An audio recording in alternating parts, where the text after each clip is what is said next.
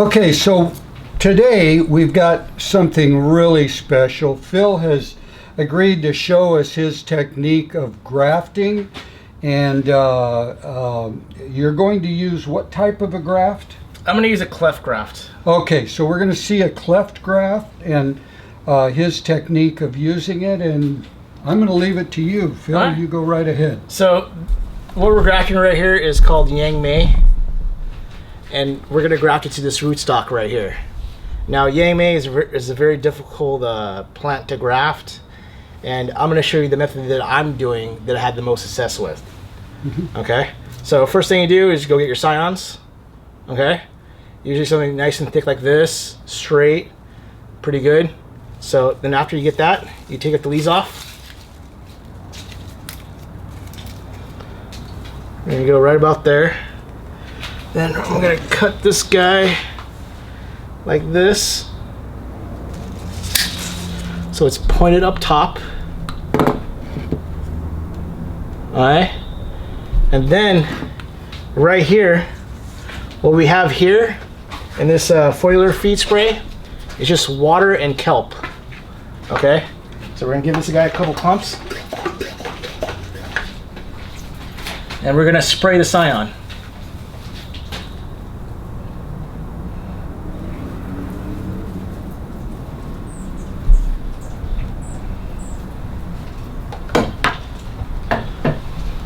This is not how I graft all my plants. This is how I graft Yang Mei.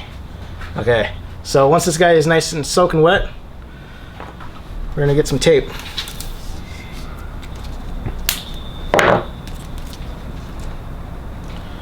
So we're gonna cut it right down here. So we're gonna start the graft, tape it, start right here. And as you can see, I just twist, hold the tape all the way up, making sure it's nice and tight and sealed. When you get to the top, give a little twist, and then just right there. And now our scion is now nicely wrapped, nice and tight. See, it's not loose. Nice and tight. Don't stretch it too much, because then the sun will dry it out and they'll crack. Then you lost that too. All right. So now that we got this going, we're gonna choose a branch here to graft. On this tree right here, I'm gonna say this guy right here looks pretty good. So we cut the rootstock away. So with Yang Mei, you don't want to cut away all the rootstock yet. You want to leave this guy here to feed the tree here. Okay? Once your Yang Mei heals, then you butcher the whole tree up. Cut everything away except for the Yang Mei. But for the healing purposes, we're going to leave some of these guys here so the tree can continuously keep making food. Alright? So clean knife is important.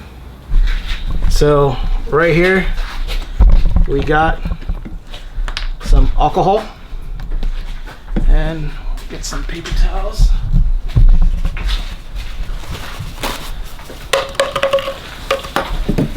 Dip the alcohol in the paper towel. We're gonna clean our knife out. Don't cut yourself.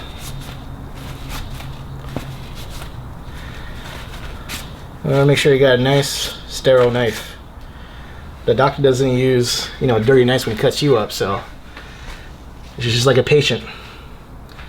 Alright, so we see here, we're gonna take the knife. We're gonna go right here, straight down the middle. Just rock the knife back and forth.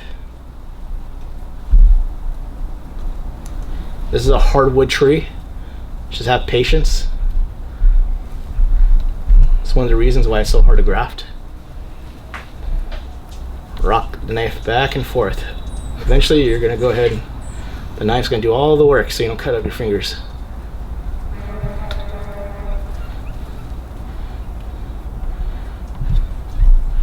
Right about there. cut the scion right here so the scion's nice and straight now to line up with that wood right there.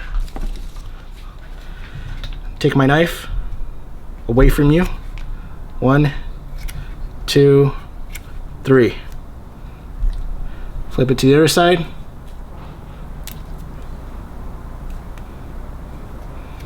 1, 2, 3. All right, see that right there? We're gonna have to thin that out now. Just, the knife's very sharp, so this is a hard wood, so time. Keep looking at it. It's good. Right about there. Alright, so you can see my little angle right there. Now I'm gonna move this, just follow me to the table right here. Just gonna go ahead and cut it right there. So now we got this right there. Nice little wedge. Alright, we're gonna take our wedge. We're gonna insert it into our graft.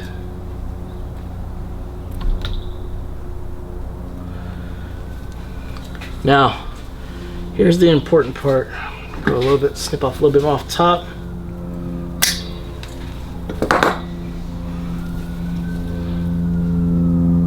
Now, when grafting any plant though, what's important is not lining up both sides. If you can line up both sides, more power to you. That's the ideal. But lining up one side versus lining up no sides is very important. So line up one side the best if you can. The other side, if it lines up, that's great. But you just want the camping layer to touch a little bit so when it heals, it feeds the scion. Oops. So, alright. So that looks pretty good right here. Alright, so you can see right here, it's lined up quite right. If you move the scion, I can see a little bit of the light shining in between the cracks. Okay, that's where you want it. Now you want to take your tape. Alright, you want to start right here at the bottom, like a few inches below the graft. It keeps it from drying out the top. And then we're gonna move our way up.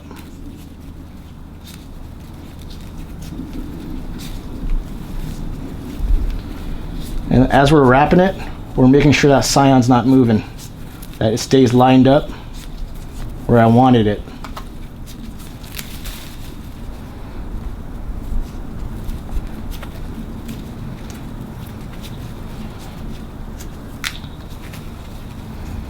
Tape breaks or rips, don't worry about it. This is the graft union. This is the part that we want really, really tight. So we're gonna take some more tape. Like, we're really gonna waste some tape here. The reason why we do it underneath the graft too is to keep the, you know, that part of the tree from drying out. We're gonna make some tape just like this. Don't be scared to waste some tape.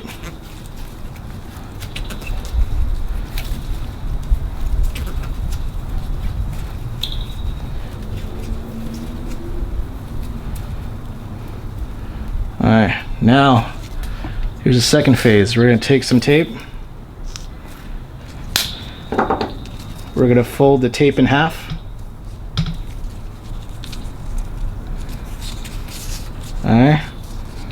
Then we're going to twist it.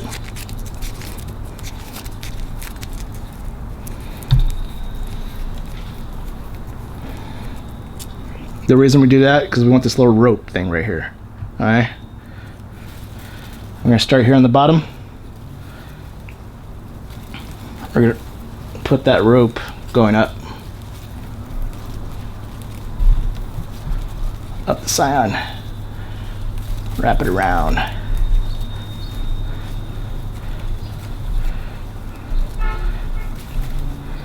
And the reason why we're doing that is for the next step.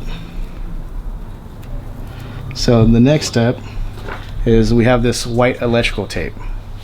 Alright, the reason why we're using white tape is basic physics. White reflects heat and light, and black absorbs it. So if you use black electrical tape on this graft, you'll dry out the graft. The reason why we wrapped it with the tape with the little rope right there is because later on we're going to want to peel this, and when we peel this, it's going to grab onto that little rope string and not the actual graft tape that we use on the tree. So as you can see, tape, see our rope right here, and we just go ahead, now we do it tight all the way around, all the way around, nice and tight. Alright, at the very end of your tape, this is very important, so you're not like trying to unpeel it for hours. We're gonna take it and we're gonna make a little notch, a little half triangle there, and that's it. So when it comes time to unpeel it, we can just now take this tab and unwrap it, and when we unwrap it, it's gonna grab onto the rope, and the rope's gonna peel, and not the actual grafting tape that we used on the union. When's the right time to unwrap this now? Well, that's a good question. When you see the buds coming out of here is when you can go ahead and unwrap it. Like, we're not talking about just like a little push. Once you see like, some about an inch or so of new growth coming out of the scion, and then you can unwrap it. And that's it. That's how I graft Yang Mei. Alright, so the reason why we foliar fed the scion here before we wrapped it is because this species takes a long time to heal and push. So by doing that, we're increasing the chances of the scion being fed. Doesn't need the actual rootstock to feed it. We're foliar feeding it, but like the bark. So it's gonna get its nutrients now that's wrapping everything there. Okay. Another thing too. Now that it's grafted, we don't want to cut any away of this other growth right here, because chances are the rootstock will just die out on you. All right, we're gonna keep it just like this to not shock the plant at all. It's gonna heal. It's gonna push. Once it pushes out, and you got about a 1-inch little branch coming out of that scion, then you can go ahead and start chopping up all the other branches here. This rootstock is literally like a weed. It's a California native weed. Alright? Hard to kill. Really hard to kill. Unless you chop too much off of it. The only reason we're leaving this in so it can produce food while this is healing. When this is now healed, then we can go ahead and cut all this other off and leave the Yang Mei. If you leave this other guy here, this will grow and the Yang Mei will not grow. It'll jack all the nutrients from the Yang Mei and put all the initial energy here and not the Yang Mei. So once this heals and pushes and you get about 1-inch growth, just go ahead and start chopping this whole thing down. Another thing I have success with too, now this is straight out from the nursery I'm presuming. So the nursery, all they do is give it water. Okay?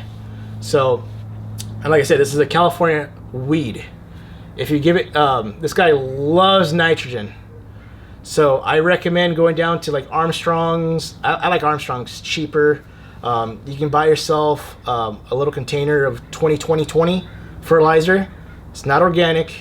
It's synthetic. But this is just to get this going. So you feed that to this guy here. The shock of actually having real food now, like food, is gonna make this scion now push faster.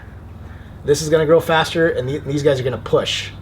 All right, 20-20-20, crucial for this plant right here. Otherwise, if you just give it water, nothing. You gotta feed it. You gotta get this fat boy right here to grow nice, to be nice and fat. All right, you do that, and then, like I said, cut off all the rest. We'll just leave the Yang Mei scion on there. All right, and yes, it's quite crucial that you wet your scion with like a nice kelp foliar feed, not strong, not 20-20-20, because that'll kill the scion. Like a nice kelp, little bath. I give it, like I said, I wrap it, I get it wet and then wrap it. So now when this gets hot here, right, It's got like a little greenhouse within the scion there. It's gonna keep that branch fed for a couple months, and that's how long this takes to heal. So that's crucial. Another fun fact about Yang Mei, I noticed that grafts heal faster when it's hot. I know most people do their grafts when it's cold, or just coming out of spring into summer. I found doing Yang Mei grafts like literally in the middle of summer during the peak heat, the best. That's when this rootstock is the most active and growing, especially since you're feeding it 20-20-20. All right. Now you want to feed it 20-20-20 until it gets a nice size. Okay, a couple feet from the scion. After that, you don't have to feed it 20-20-20 anymore, because I don't want synthetics in my fruit either. Just give it organics at that point. But that is just to get this guy going right here. And the reason why we're grafting this guy right here onto this rootstock right here is because if we were just to get Yang Mei seeds and just grow them out, they'll just die here. Yang Mei is super finicky and requires a climate that we cannot produce here in California. pH levels, limestone, all those things is like what this plant needs, and we don't have that. So by grafting onto the California rootstock, this is how you get your best chances of growing this tree here. That's how I grew my tree here in my backyard, and it's like 9 foot, 10 foot tall now.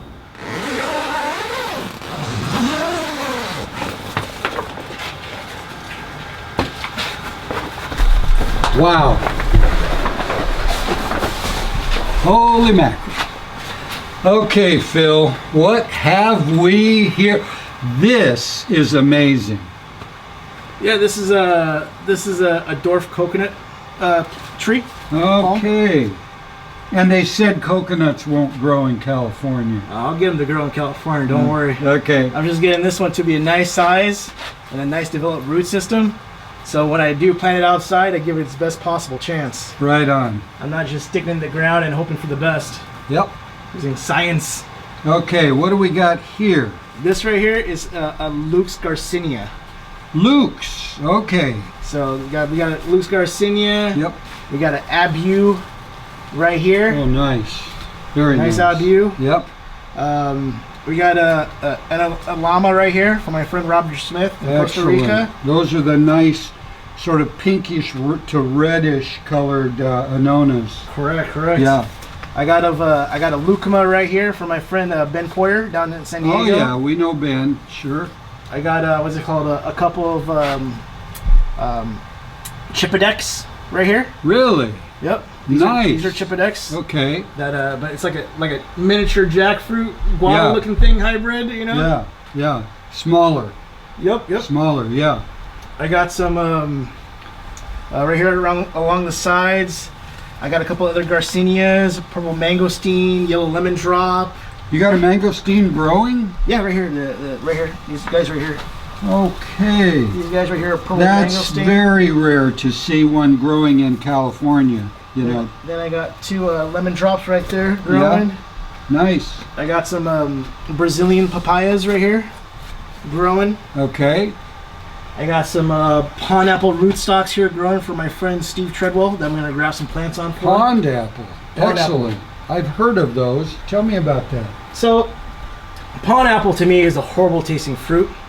It's in the Annona family, but Steve lives in Florida. Yeah. So pond apple was the ideal rootstock for there. Okay. Like cherimoy would be for us. Yeah. If you were to plant a cherimoy over there, it would die because it's too wet. Right. Florida rains too much. Right. So the pond apple. The pond apple is his rootstock. Go-to rootstock.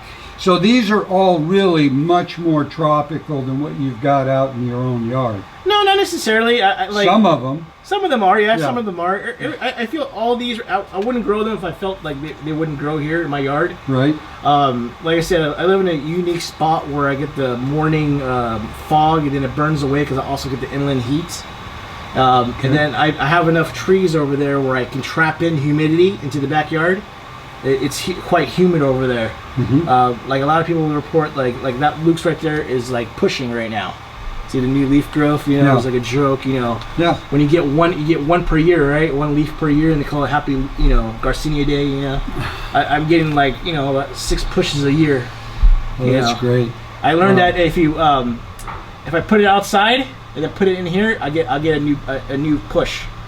The temperature changes triggers the growth. Sort of shakes it up and says, "Hey, time to put out another leaf." Exactly, versus just leaving it in one spot and then getting new leaf growth. Beautiful. I alternate 30 days in the greenhouse, 30 days outside, get new growth. Once I get new growth, repeat process. But these are quite thick. Luke's Garcinias, you know, these are quite old. You know, wow. I'm hoping they fruit soon. Wow. You know? This is nice. Very nice. So here's another idea for all of you. Keep in mind what you see. Keep in mind what he's done. This is amazing. Thank you so much, Phil. No problem. My pleasure.